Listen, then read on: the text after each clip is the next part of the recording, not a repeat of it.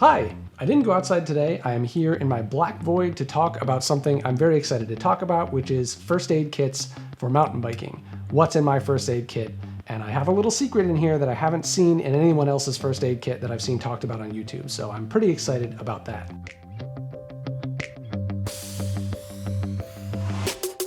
To start with, although I'm very new to mountain biking, this is a subject that I actually know something about, which is kind of exciting. In fact, I'm a certified wilderness first responder. Here's the patch, which I really should attach to my backpack. I haven't done that yet. Up front, I do want to say this is what I have in my first aid kit. What's in your first aid kit should probably be based on a conversation with your doctor, but I thought I'd share what's in mine and why I bring it. Maybe that will give you a good place to start from. Anyway, so let's get into my first aid kit, and let's just dump it all out here. Number one, and the most important thing in my opinion, is these nitrile gloves. I always want to have one pair of these because I don't want to be touching anybody else's bodily fluids. Whatever everybody else out on the trail has, I don't want to get it. That's certainly true at the moment given the pandemic situation, but that's true all of the time. So this is always going to be in that first aid kit for me. Band-aids and bandages. A while back, I bought this trail med kit from Amazon. It's pretty good, and it comes with a few sort of assorted size bandages, and it also comes with these type of Band-aid type bandages. However, the generic brand ones, I've found just maybe it's just me, they don't stick very well to my skin, so I kind of tossed all those out and I've actually replaced them with the Band-aid brand ones. It's good to have these in a variety of shapes, variety of sizes. You never know what you might need to patch up. And along those same lines, I've also got some like antiseptic towelettes here and some antiseptic ointment. These also came just with that pre-made first aid pack, and they're pretty convenient because it's a little sort of like single-use packages. Those are also, obviously it's good for kind of like just keeping things clean and sanitary, maybe adding some ointment if you're worried about infection onto a cut or an abrasion before you put that Band-aid or that bandage on.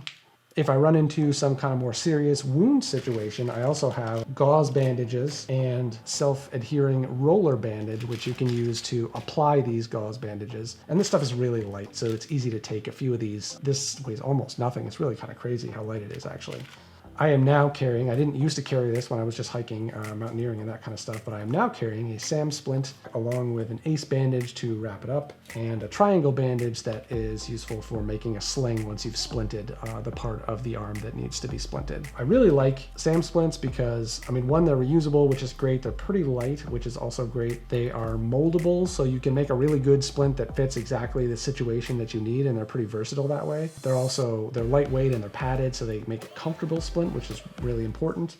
And you can also use some of this gauze to pad a splint, so that's helpful. And then I would just wrap it up with this ACE bandage. If you're in a situation where a sling is required to further immobilize the arm, I would just throw on this triangle bandage. Speaking of splints, I do also have finger splints, which I think is useful to have for mountain biking as well. Obviously, these are not real finger splints. They're just some popsicle sticks, but in a pinch, tape them together, maybe like that if I was trying to immobilize a finger. Is this perfect? No. Is it good enough for me if I were to hurt my own finger that I would feel comfortable splinting a finger like this until I could get to the trailhead in an ambulance or urgent care center, some situation like that? Yes. For me, this is enough. That said, they have ones that you can buy that are sort of moldable and padded, kind of like the SAM splint, but they're designed specifically for fingers. So they're pretty cheap. It's probably worth picking one of those up. That's probably something I'll do sooner or later. I just haven't done it yet.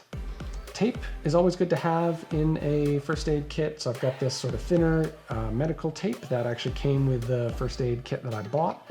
And then I also have a roll of Leukotape that I've been using for years now. It's kind of banged up. I probably should replace it. This is really useful stuff. It sticks to your skin like crazy. They can be great for holding things in place, great for preventing blisters and stuff like that. So really useful Leukotape. An important one for me is the Swiss Army knife. And this kind of fills two functions, although it's not perfect for either of them. One is any kind of cutting that I need to do. I've got the knife in here that I can do that with.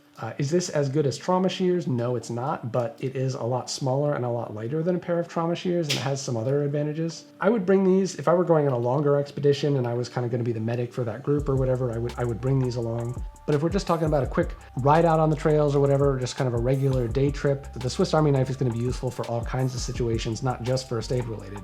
This one also has, and I would recommend this, a built-in pair of tweezers so that you don't have to bring a separate pair of tweezers. Your mileage may vary about how much you need them. Out here, they're definitely necessary. If for no other reason than to pick off ticks. I like having multiple tools in this really small, light, easy to kind of carry around form factor.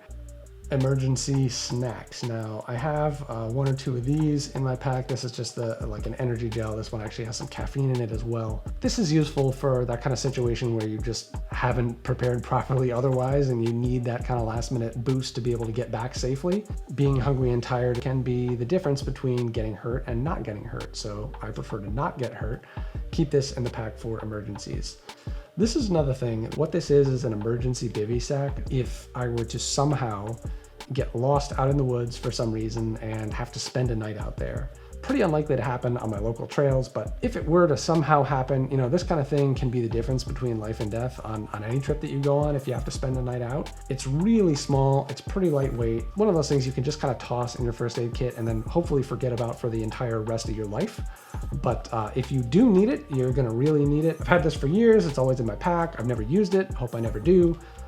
But I do like to keep it with me in the first aid kit that comes with me on every trip, whether it's a long trip or a short trip for that reason. All right, so now I'm gonna talk about some medications, and I really need to specify again here that what I'm talking about is this is what I bring in my first aid kit for me.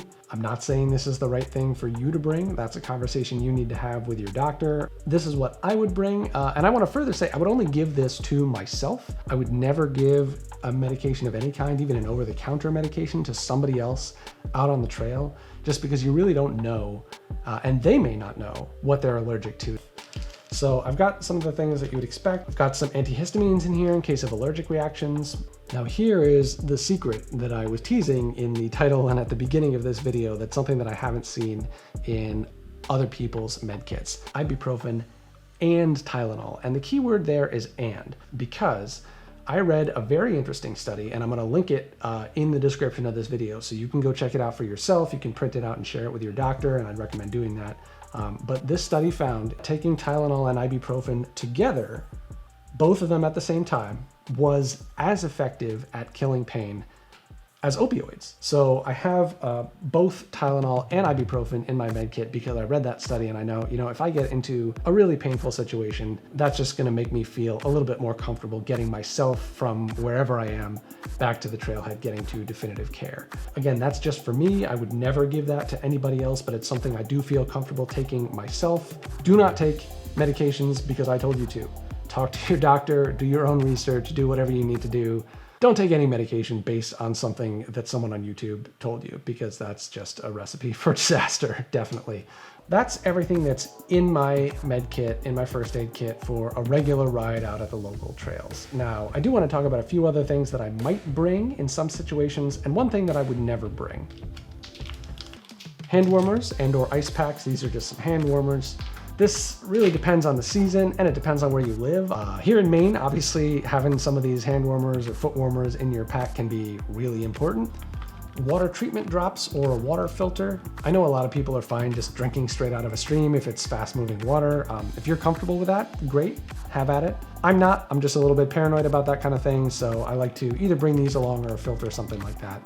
But for a regular day trip out at the local trails, I'm not bringing these. CPR mask, I don't generally keep this in my first aid kit for mountain biking just because it's kind of big, kind of bulky. The types of situations that I would anticipate encountering most commonly in mountain biking are going to be me hurting myself. So I wouldn't generally bring that along. Now the thing that I would not bring, and this may be a little bit controversial, again, this is just my own opinion, but I will not bring wound closure strips. The trail is not a great environment for doing that. There's dirt, there's dust, there's mud, there's bugs, there's all kinds of stuff. And then at the same time, if I've just been in a crash, my adrenaline is gonna be through the roof.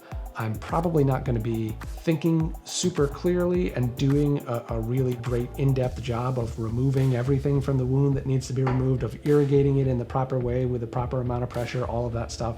It's just unlikely that I'm gonna check all those boxes perfectly. So if I then seal up that wound on the trail, my feeling is there's a pretty good chance I'm going to be sealing some kind of contaminant inside the wound, and that's not helping anybody. My concern in a wound sort of scenario on a mountain bike is going to be stopping the bleeding, getting gauze on the wound, getting it wrapped and dressed properly so that I don't have to hold pressure on it myself, and then getting myself to a trailhead, getting myself to definitive care where a doctor, somebody with medical training, somebody with bright lights and a sterile environment, can irrigate that wound, can clean out that wound, and then can close that wound properly and permanently if that's what it needs. So yeah, that's what's in my mountain biking first aid kit. Let me know in the comments if you feel like I forgot anything that's important, or if there's something that you disagree with, or if there's something that you would add. And yeah, if you're interested in mountain biking and watching someone who has no idea what they're doing slowly, hopefully learn what they're doing, stick around and subscribe. I'm trying to create stuff that hopefully will be useful and you can at least learn from my mistakes. I'll be back out on the trails again in the next video, and until then, stay safe and hopefully get out and ride if you can. If you can't, understandable, but if you can, yeah, get out there safely. Get out there safely. Don't forget your first aid kit.